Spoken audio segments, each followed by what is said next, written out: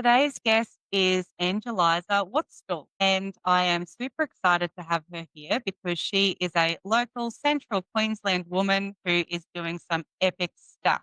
And epic stuff, as in designing jeans and a whole range of other things, thanks to her study and experiences, and is just in the final stages of launching her business, Dust and Grace. And it's homegrown here in Central Queensland, and I'm very excited to have you here. So thank you so much for agreeing to come on my podcast today. Well, thank you so much for having me. It's absolutely wonderful to be here. I am super keen to hear more and more about your journey and how we've reached this point and what the next couple of weeks and months look like for you and your business. As you probably know, I'm a massive fan of small business owners. I think they're the most incredible people in the world. It takes a whole set of skills and resilience and confidence and overcoming imposter syndrome to do what it is that you're doing. Yeah, I hope you're really proud of yourself. I bet you probably are, though, because it's a bit of a mean feat. Before we really get stuck into it, though, I would like to ask you a bit of a random question, and that is, if you could be an expert at anything at all in the world, what would it be and why? Where do I start? There's so many things, but right now I would love to be an expert in the heritage tradition of hand tooling leather. I absolutely love working with leather, and it's something that I'm working on. I have some basic skills, and I'm looking to really improve those. So yeah, that's right up there at the moment. That is so interesting. And I guess it aligns perfectly with what it is that you're doing. Before I kick into all of those questions about you and how you got here and what's helped shape and define you, tell us a little bit about what you're about to launch. So my core product is going to be Australian-made riding jeans for women. So I really wanted to create a brand that sort of celebrated our country and Western heritage that we have here in CQ. The horse is my main inspiration for it. So anything around the equestrian industry, whether be it pleasure, work, or sport. And yeah, just making products that women can wear while they're on their gorgeous horses that showcase their amazing animals. That's great. Such a purpose-driven business. And I really look forward to watching it launch and grow and, yeah, having all of our local mates here backing you and beyond, Queensland, Australia, the world, whoever needs these genes can access these genes. It's a really awesome initiative. And so can you tell me a little bit about um, like the key people and experiences that you've had in your whole life, whether we start back from when you're born or as a young person, and what's kind of led you to today and the person that you are today? Yeah, well, like I said, the horse is actually my main inspiration. I mean, just the beautiful form of the horse, their willingness to partner with us. It's just the thing that drives me. It's my happy place. But in terms of people, both of my parents were involved with horses when I was growing up. My dad was a self-made grazier. He was a civil engineer. He bought a cattle station out at Comet. So I grew up with him out there breeding quarter horses, breaking them in, mustering, droving, all that kind of thing. And then my mum was owned a horse riding school in Mackay. So she taught me the small business mindset and that, the everyday care of the animals, the horses, and training them. And then she supported me to do 13 years of training club at a competitive level. So yeah, I got that wonderful start to life, that idyllic, horse riding start equestrian in the equestrian world. So I was very, very grateful and fortunate for that.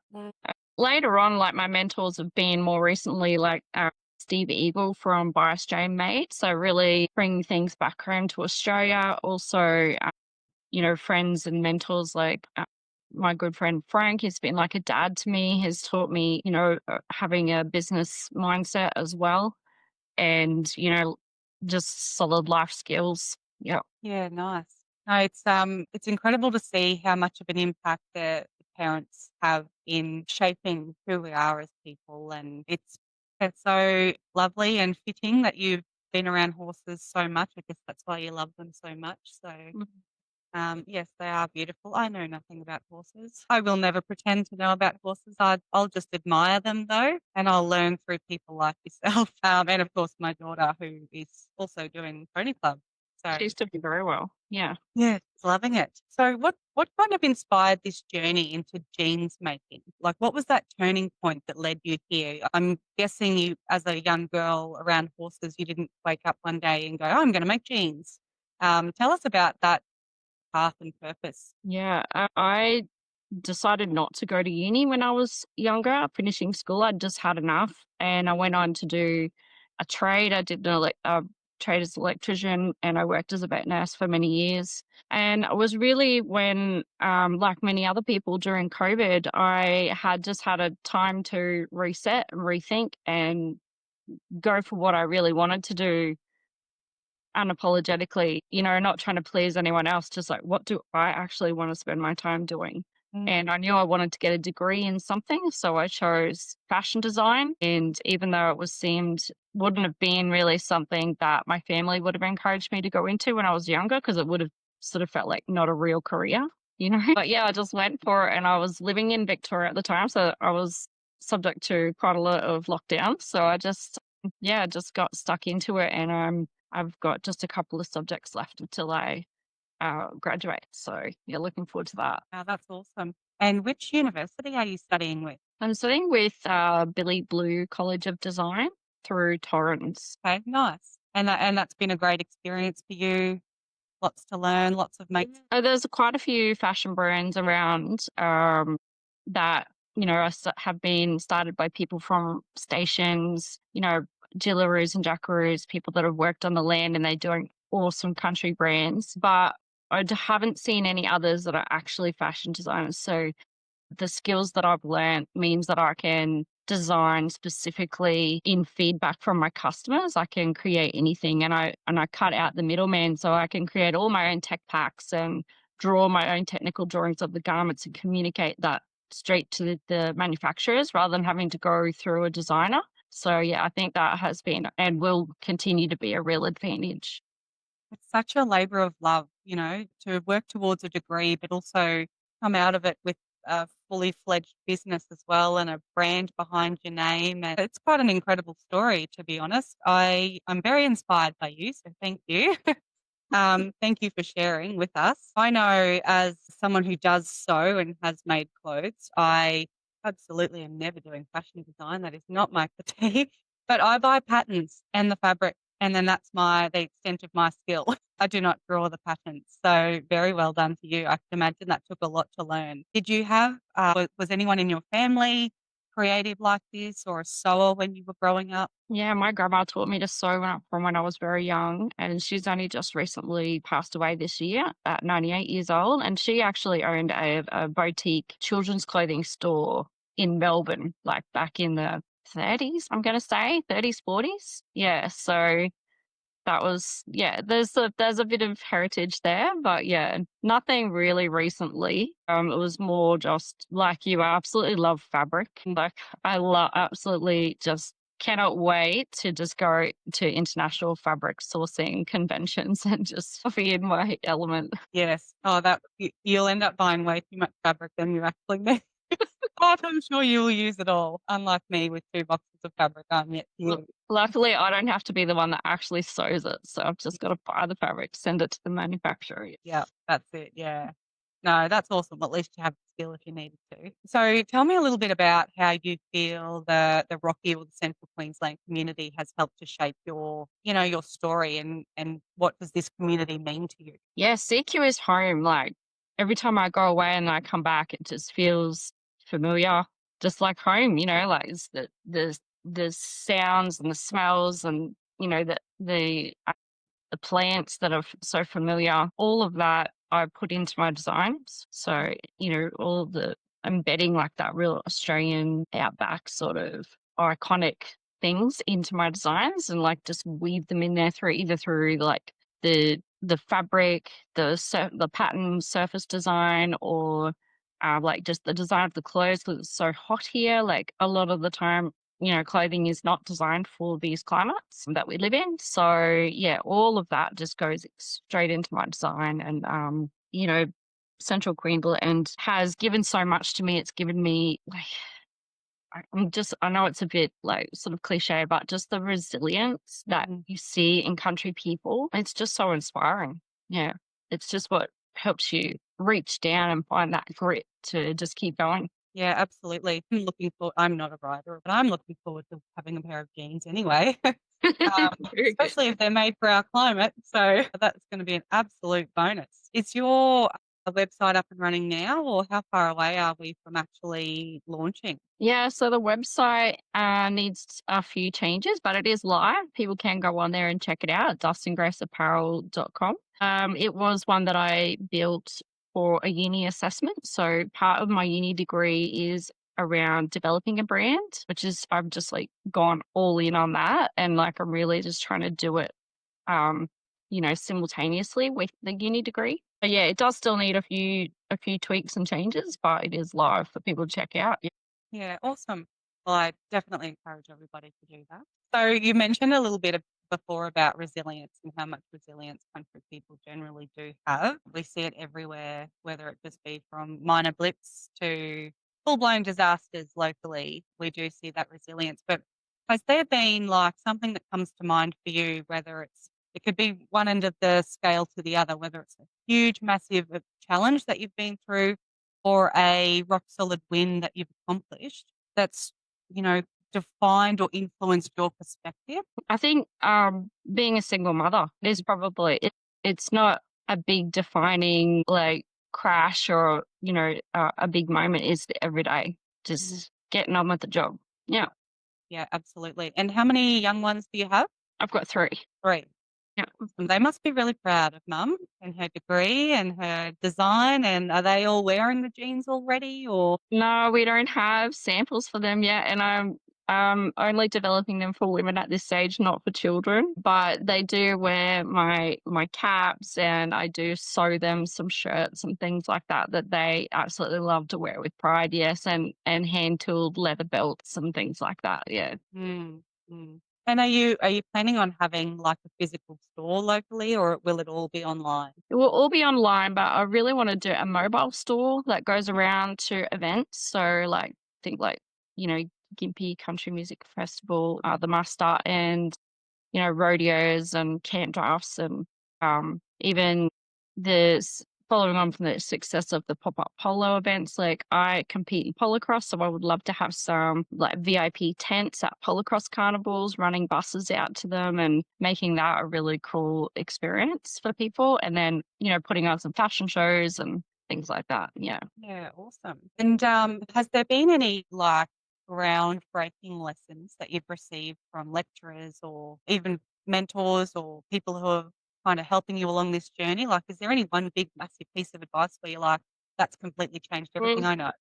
Yeah, there's been a lot, but I would say like no one's coming to rescue you. Like you've got to just do it yourself. And if you want things to have, if you're not happy with your life, then you're the one who has to change it. Also, another big one is how people treat me is more of a reflection of them than it is on me. So try not to take things personally, like it doesn't have to mean anything about me. So that's probably the two biggest things that I've worked through and learned.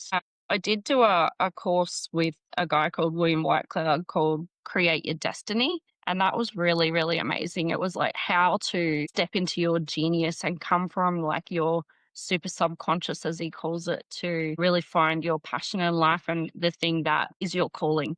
Yeah. So that was very, very valuable course, that one. Those sorts of courses are absolutely incredible, hey, and there is an abundance of them out there. Mm. It is a bit tricky to try and find the right one, but when you do find the right one and you run with it and you apply all of the lessons and you take on the learning, it's transformational, as you've Yeah. discovered. Mm. And his is a free one. So it's really good. You get Oh, 5 days wow. free training.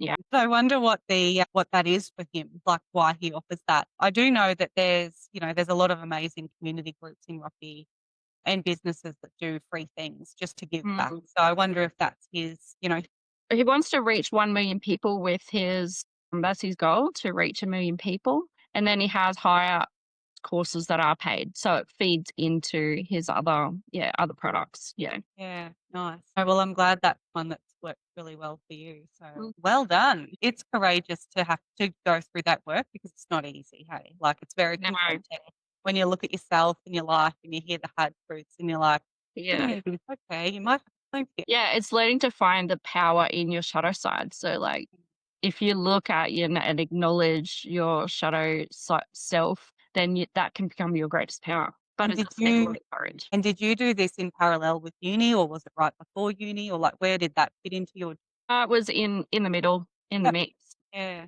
All right. Oh, that's great. I'm glad Mm, that you just like this years of learning and doing and experiencing and building websites and just mm. amazing. I always think to the future, 10, 20, 30 years down the track. And if I picture your story in say 20 to 30 years, it's going to be huge because the foundation that you've created here through taking advantage of ridiculous lockdowns to studying, degree, designing, all of the above. Like I can just imagine what the next portion of your career is going to look like and the legacy that you'll be leaving for your children. Yeah. So speaking about legacy, because that's a question for you really, and not me to answer on your behalf. What keeps you driving forward today? Like what's the thing that helps you get up every day and keep moving forward? And then what advice would you give to the next generation? What sort of a message or legacy would you leave for them? Well, really, I'm just not satisfied with my current level of living. I'm constantly striving for something a bit better. It's like there's got to be a bit more. So I'm not comfortable, and I think that's the biggest killer of ambition is comfort. If people are too comfortable, they'll just be like, oh, you know, I'm okay. I don't really need to try. I haven't reached that level of comfort yet, so I'm still striving. And the reason that, well, even if I didn't have children, but for my children to show them, to lead by example. But even if I didn't have kids, I'd still be doing this. I'd probably be going faster. But yeah, like I have this social enterprise that's going to follow on from Dustin Grace, Jean Sisters. It's something I'm really passionate about. Getting cowgirls to authentically wear in the jeans. So like we know how you buy jeans and they've already been like sandblasted and some poor person has had to, wear a dust mask and wear out your jeans before you buy them. Well, my jeans are going to be fresh. They're not going to be worn out. So they're going to be like proper, nice thick denim and the cowgirl gets to wear them in. And then, so the Jean Sisters part of it is I will then offer a buyback scheme. So I'll buy back the worn in jeans and get them refurbished with a partner in Melbourne and then resell them to the urban market. And 100% of the profits from that second sale will go into in creating resilience amongst the outback community, the country people, particularly through teaching them entrepreneurial skills and providing funding for startup enterprises. Because that, as I'm going through this journey, that's where I'm finding is like the main loophole that's not being covered by anyone else. Like there's lots of mental health support and even though it's not as good as in the city, there are systems in place to support people in their mental health. But I feel like if there was a system that taught them to create an income that was separate to their farm, then when the hard times hit through natural disasters, they're not going to be as impacted by it personally and their mental health won't suffer as much. So if I can fill that gap, that would be, something that drives me. Absolutely. And following on from that too would be sharing my story, that overcoming hurdles, whatever your hurdles are, it doesn't matter. You just find a way around them, keep going. That's it. And I really love that question in the podcast because it's really easy sometimes for us to see what's happening in the world or read random things on Facebook, depending on how the algorithm shows you things. Or, if you have the news on, it's all doom and gloom. And sometimes it can start to impact you and you might feel like, what is this world coming to? But then I get to talk to people like yourself who are riddled with resilience and an attitude of, I'm going to make this work no matter what. And then I'm going to make it better for everyone who comes after me. And that's the really special thing about this podcast for me is hearing people like yourself who just never, ever, ever give up. Keep going Failure forward. is not an option. No, it's definitely not. But Thank you so much for your time today. I really appreciated having you here and learning a little bit more about your journey, particularly the last 5 years and, what's inspired that. And I think I don't know yet that you realize how inspirational this podcast has been, not only to me, but when it publishes to all of the people who listen to it as well. I think yours is quite a unique story and one that we should be proud of as Central Queensland and Rockhampton people, that you're in our region and Yeah. we'll all get behind you and back you. It's And I'm looking forward to serving the community more and more with my designs. going to be epic. Look forward to talking again in 20 years' time. Obviously before then, of course. But yes, thank you so, so much. Thank you. Thank you for having me on here and allowing me to share my story. Thank you. You are very welcome.